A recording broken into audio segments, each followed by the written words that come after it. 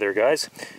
If you watched the last video I posted, you will have seen a pair of really ugly Mosin Nagants. Well, this is one of those rifles, but it's been put into a new stock.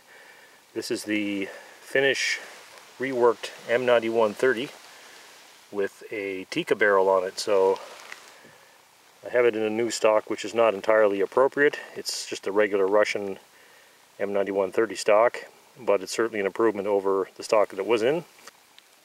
So although this is not in the correct stock, we're going to give it a try anyway. I'm out at the range here and we're going to fire a few rounds out of it. Let's have a little better look at the markings on this. You can see it's 1943 dated Tikka barrel, have the SA Finnish Army property stamp and the barrel serial number. And the serial number is repeated again on the bolt handle. One of the surefire ways to tell that you're looking at a Finnish rework of a 9130 is the front sight. The Finns have sort of stacked a sight on top of a sight, and they got rid of the hooded globe front sight, put this regular post on, and that is designed so that the rifle will shoot more closely to the point of aim without a bayonet attached. So we'll see how that does.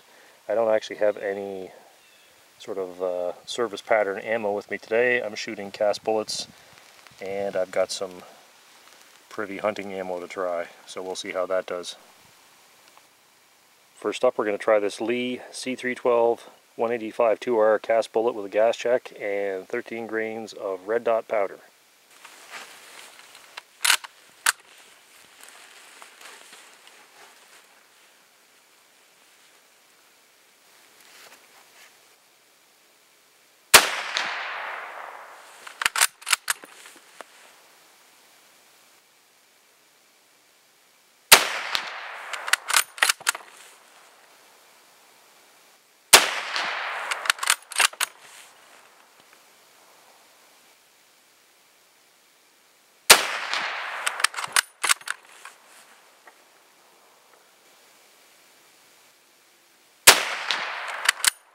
Here we have 5 rounds of the Lee C312 185 2R bullet with 13 grains of red dot behind it, and this is with the rear sight set to 600 meters.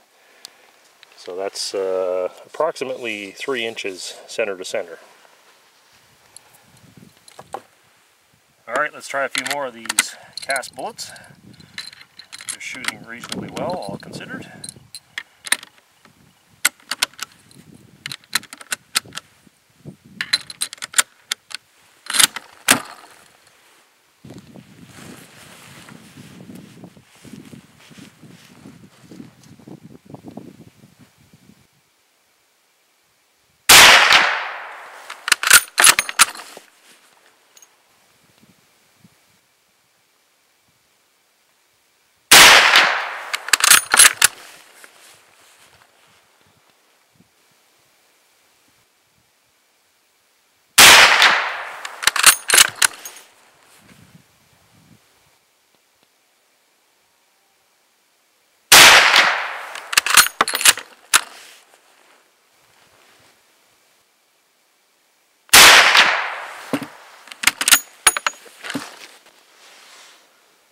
Alright, here's the second group with the 13 grains of red dot load. You can see we've got a lot of holes here considering the fact that I only fired 5 shots. I guess I knocked off some of my patches from the previous attempt. 1, 2, 3, 4, 5, 6, 7. So obviously we knocked off a couple of patches in the process. I'm not really sure, kind of forget which ones are which. Anyway, worst case scenario,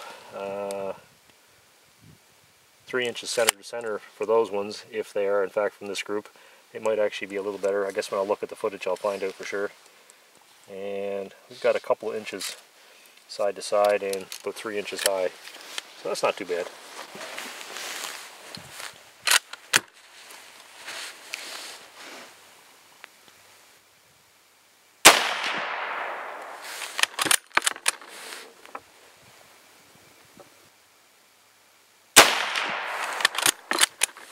Here are 5 of the same Lee cast bullet, but this time with 30 grains of IMR 4198 behind them, and that's about 3.5 inches, and that's with the sights set to 300 meters.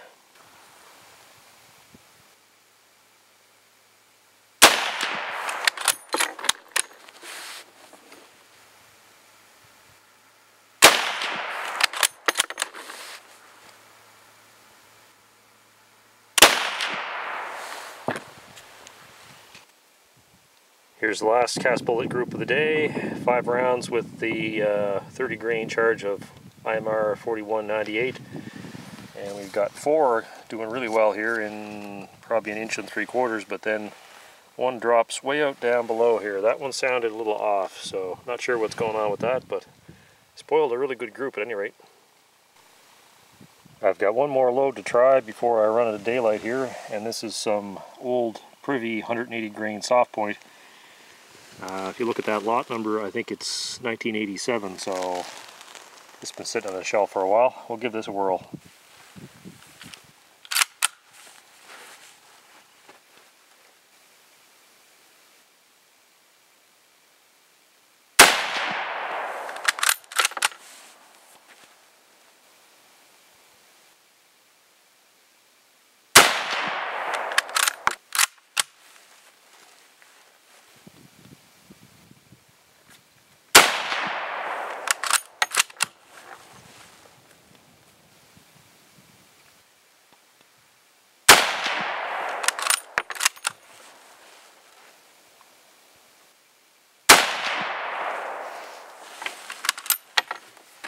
So here's 5 rounds of the 180 grain Privy, and we've got 2.5 inches center to center, and the whole group is it's probably 3/4 of an inch high or less, and 2.5 inches wide, so that shoots pretty well, although it does shoot rather high because the point of aim was the bottom of this black bowl, so we're looking at a fairly good difference in, it's probably 9.5, 10 inches between the point of impact and the point of aim, but that's not really surprising for 180 grain because it does generally print higher.